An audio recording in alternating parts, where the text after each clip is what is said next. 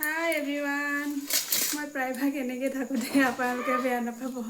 বড়ো মানুহৰ প্ৰায়ভাগ মানে এনেকুৱা আমাৰ গাঁৱলীয়াত আৰু কিনো ষ্টাইল কৰিব যেনেকৈ থাকোঁ তেনেকৈ আৰু দেখুৱাইছোঁ আৰু এই ৰাতিপুৱাৰ ভাজি বনাবলৈ ৰেডি কৰিছোঁ।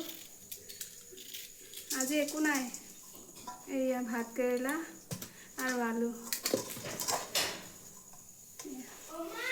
ঘৰৰ নহয়, ভাতকেৰেলা ৰাতিপুৱাই আনিছিলে ওচৰৰে দাদা এজনে বেচিবলৈ, বজাৰ নিবলৈ আহিছিলে। আমাৰ মানে দোকান আছে যে ওচৰতে, আমাৰ দেৱৰৰ দোকানত মানে ৰখিছিলে। তেতিয়া আমি ৰাস্তাত থাকোঁতে আৰু ভাতকেৰেলাটো মই আৰু মোৰ দেৱৰ কি কয় এইটো, মোৰ আমাৰ বান্ধৱীয়ে ক'ম আৰু মই দেৱৰটোৰ বোৱাৰী দুজনী ৰখালোঁ। ইয়াকে বনাওঁ আৰু একো নাই।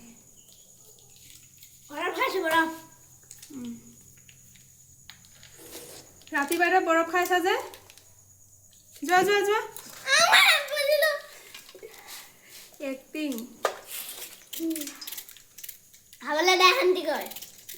ৰাতিপুৱা এটা বৰফ খাই নেকি চৰ্দি লাগিবলৈ? এইটো মুখত লগাম। এইটো ভাল পানীটো হয়। ভাল পানীটো হয়। হ'লেওতো ৰাতিপুৱাই বৰফ নাখায় নহয়। খাই খুব জানে।